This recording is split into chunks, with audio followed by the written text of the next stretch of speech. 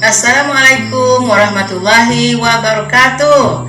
Selamat pagi anak-anak ibu semuanya. Apa kabar hari ini? Mudah-mudahan kita semua dalam keadaan sehat ya. Nah, baiklah anak-anak ibu, hari ini ibu akan menayangkan video sesuai dengan materi kita hari ini. Setelah kamu nanti menonton video ini, kemudian kamu kerjakan latihan yang ibu berikan. Selamat kamu menonton video ini dan selamat belajar. Assalamualaikum warahmatullahi wabarakatuh. Halo sahabat perdana, di video kali ini kita akan membahas materi tentang gerak benda, yaitu konsep gerak dan besaran-besarannya.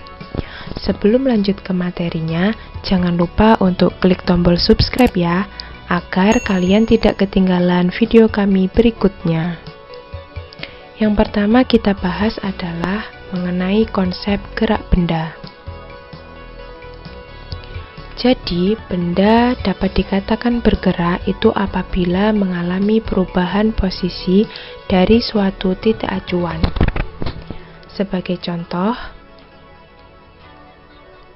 nah ini merupakan rumah dari Pradana. Sedangkan di seberang sana ada sebuah perpustakaan. Kita gunakan titik acuannya adalah rumah dari Pradana. Suatu hari dia akan pergi ke perpustakaan melewati rute seperti ini. Jadi, posisi awal Pradana adalah saat dia berada di rumahnya. Dan posisi akhir Pradana adalah saat dia berada di perpustakaan. Dari sinilah kita simpulkan bahwa Pradana dikatakan bergerak, karena dia mengalami perubahan posisi dari suatu titik acuan. Contoh yang kedua adalah sebagai berikut. Nah, ini merupakan rumah Pradana. Dan di seberang sana ada perpustakaan. Kita gunakan titik acuannya adalah rumah dari Pradana. Suatu hari Pradana pergi ke perpustakaan. Karena tutup, dia kembali lagi ke rumah. Sehingga posisi awal Pradana adalah saat dia berada di rumahnya. Dan posisi akhir Pradana juga saat dia berada di rumahnya. Dari sinilah dapat disimpulkan bahwa Pradana dikatakan tidak bergerak, karena dia tidak mengalami perubahan posisi dari suatu titik acuan. Jadi kesimpulannya, benda dikatakan bergerak jika posisi bendanya berubah. Dan apabila posisi benda tetap sama, walaupun dia bolak-balik, itu benda dikatakan tidak bergerak. Nah, selanjutnya besaran yang kita gunakan adalah jarak dan perpindahan. Jarak itu merupakan panjang seluruh lintasan yang ditempuh benda. Jarak termasuk besaran skalar, yaitu besaran yang mempunyai nilai tetapi tidak memiliki arah. Sedangkan perpindahan merupakan perubahan kedudukan atau perubahan posisi suatu benda. Nah, perpindahan ini termasuk besaran vektor, yaitu besaran yang mempunyai nilai dan juga arah. Sebagai contoh,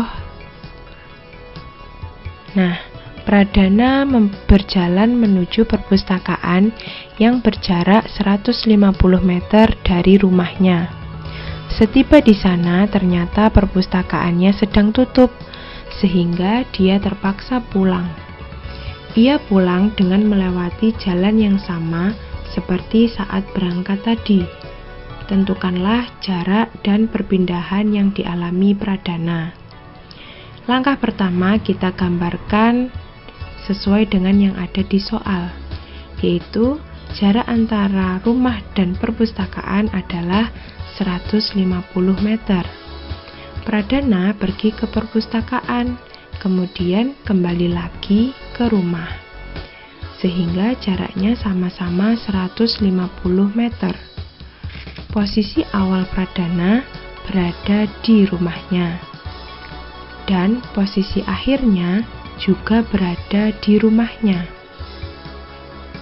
Sehingga jika kita menghitung jarak, maka jarak merupakan panjang seluruh lintasan yang telah ditempuh. Jadi, jarak berangkat ditambah jarak dia saat pulang, yaitu 150 meter ditambah 150 meter. Hasilnya jaraknya adalah 300 meter. Sedangkan perpindahan itu kita cari dengan mengukur jarak lurus dari posisi awal ke posisi akhir. Karena posisi awal dan posisi akhir Pradana itu sama, sehingga dia tidak berpindah atau perpindahannya sama dengan 0. Contoh yang kedua, Dana hendak pergi ke perpustakaan melewati rute seperti berikut. Nah, ini adalah rumah dari Pradana, sedangkan di seberang sana adalah perpustakaannya. Pradana pergi ke perpustakaan melewati jalan ke timur sejauh 4 km, kemudian ke utara sejauh 3 km. Dari sini kita tahu bahwa posisi awalnya adalah saat dia di rumah, sedangkan posisi akhirnya saat dia berada di perpustakaan.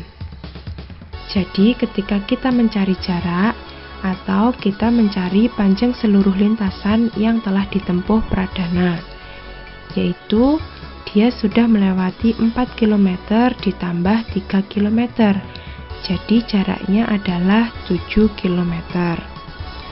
Sedangkan perpindahan itu kan jarak lurus dari posisi awal ke posisi akhir. Posisi awalnya di rumah dan posisi akhirnya di perpustakaan. Kita tarik garis lurus. Inilah yang dinamakan perpindahan. Karena perpindahannya merupakan sisi miring segitiga, maka dapat kita gunakan rumus Pythagoras, yaitu akar dari 4 kuadrat ditambah 3 kuadrat, yaitu akar dari 16 ditambah 9, yaitu akar 25 adalah 5 km. Karena perpindahan memiliki arah, maka arahnya sesuai dengan panah yang merah, yaitu ke arah timur laut.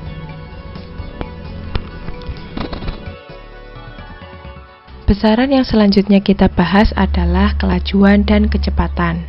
Keduanya memiliki simbol yang sama, yaitu V. Bedanya, kelajuan itu termasuk besaran skalar, yaitu besaran yang memiliki nilai tetapi tidak memiliki arah. Contoh alat yang menunjukkan besaran kelajuan adalah speedometer pada kendaraan. Nah, kelajuan ini kita rumuskan sebagai berikut. Kelajuan adalah jarak per selang waktu. Kalau kita simbolkan, kelajuan itu disimbolkan V. Jarak itu S dan selang waktu adalah T.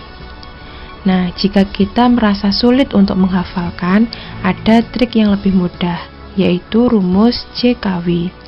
Kita gunakan bantuan segitiga. Nah, garis yang mendatar ini maknanya dibagi, sedangkan garis vertikal itu maknanya dikali. Jadi ketika kita mencari jarak adalah kelajuan dikali waktu. Jika kita mencari waktu adalah jarak dibagi kelajuan. Lebih mudah kan? Nah, bedanya kalau kecepatan itu termasuk besaran vektor, yaitu besaran yang memiliki nilai dan juga memiliki arah.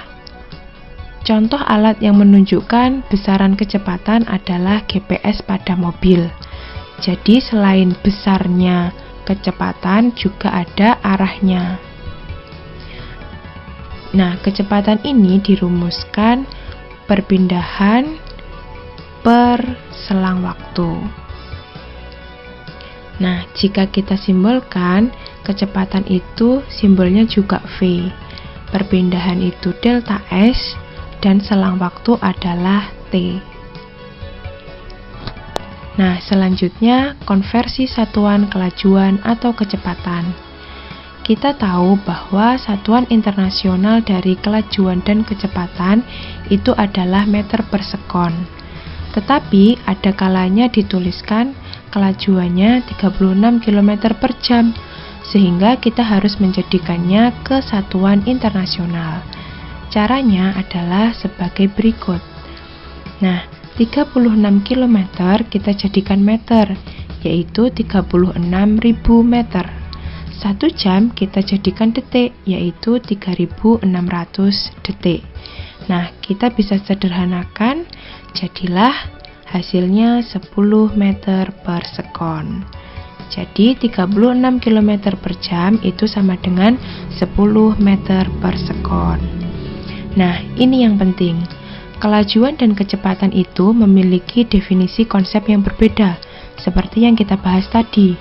Namun, pada gerak lurus beraturan, besar kecepatan dan kelajuan memiliki nilai, simbol, serta satuan yang sama. Nah, contoh soalnya seperti ini. Seseorang yang sedang mengendarai sepeda mampu menempuh jarak sebesar 5 meter dalam waktu 2,5 sekon. Berdasarkan informasi tersebut, kelajuan anak bersepeda adalah, kita gunakan rumus dari kelajuan. Kita masukkan nilainya, S-nya 5 dan T-nya 2,5. Sehingga diperoleh kelajuannya adalah 2 meter per sekon. Jika suatu saat kalian mengerjakan dan tidak hafal rumusnya, kita bisa menggunakan bantuan segitiga yang tadi. Jadi mencari kelajuan itu adalah jarak per waktu. Jaraknya 5 meter dan waktunya adalah 2,5 sekon. Hasilnya sama, yaitu 2 meter per sekon. Silahkan teman-teman pilih mana yang lebih mudah.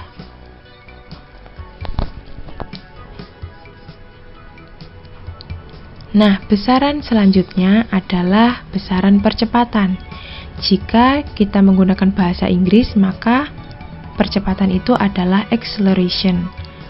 Nah, benda bergerak dipercepat itu jika besar kecepatan benda bertambah.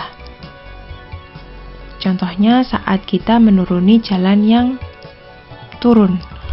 Sedangkan benda bergerak diperlambat itu jika besar kecepatan benda berkurang. Contohnya saat kita mengerem sepeda. Nah, adanya dipercepat dan diperlambat inilah muncul besaran percepatan, yaitu percepatan didefinisikan sebagai perubahan kecepatan per satuan waktu. Secara matematis, percepatan dirumuskan sebagai berikut. A sama dengan delta V per delta T. Keterangannya adalah sebagai berikut. A itu berasal dari kata acceleration, artinya percepatan. Satuan SI-nya meter per sekon kuadrat. Delta V merupakan perubahan kecepatan. Sedangkan delta T itu merupakan perubahan waktu. Nah, ini bisa kita jabarkan seperti berikut. Jadi delta V bisa kita jabarkan seperti ini. Dengan VT itu adalah kecepatan akhir. V0 itu adalah kecepatan awal. T pada T tertentu itu adalah waktu yang akhir. Sedangkan T0 itu adalah waktu awal. Nah, kita kapan menggunakan persamaan yang atas atau yang bawah bergantung pada soal yang ditanyakan. Jadi nanti kalau muncul nilai A-nya positif, itu menunjukkan gerak bendanya dipercepat. Jika nilai A-nya negatif, menunjukkan gerak benda yang diperlambat. Contoh soalnya adalah sebuah mobil mula-mula diam. Nah, berarti T awalnya kita gunakan 0. Bergerak dipercepat beraturan sehingga kecepatannya menjadi 72 km per jam. Setelah bergerak selama 30 sekon. Jadi T akhirnya 30 sekon. Percepatan yang dialami mobil tersebut adalah, kita ubah dulu VT-nya ke dalam satuan internasional, yaitu ke dalam satuan meter per sekon. 72 km sama dengan 72.000 meter. 1 jam sama dengan 3.600 sekon. Sehingga jawabannya adalah 20 meter per sekon. Nah, kemudian kita masukkan ke dalam persamaan percepatan. Nilai VT yang kita gunakan adalah nilai VT yang sudah diubah ke dalam satuan internasional, yaitu 20 meter per sekon. Nah, TT-nya adalah 30 sekon, sehingga kita peroleh nilai A-nya adalah 20 per 30 meter per sekon kuadrat. Nah, ini dapat kita sederhanakan menjadi 2 per 3 meter per sekon kuadrat. Kalau kita tuliskan secara desimal, maka menjadi 0,67 meter per sekon kuadrat. Mudah kan? Nah, ini tadi besaran-besaran yang ada pada gerak benda. Terima kasih. Demikianlah video pembelajaran kita hari ini. Anak-anak bisa memutarkan kembali video ini jika ada yang belum paham. Dan jangan lupa ya, kerjakan latihan yang Ibu berikan. Terima kasih atas perhatiannya. Assalamualaikum.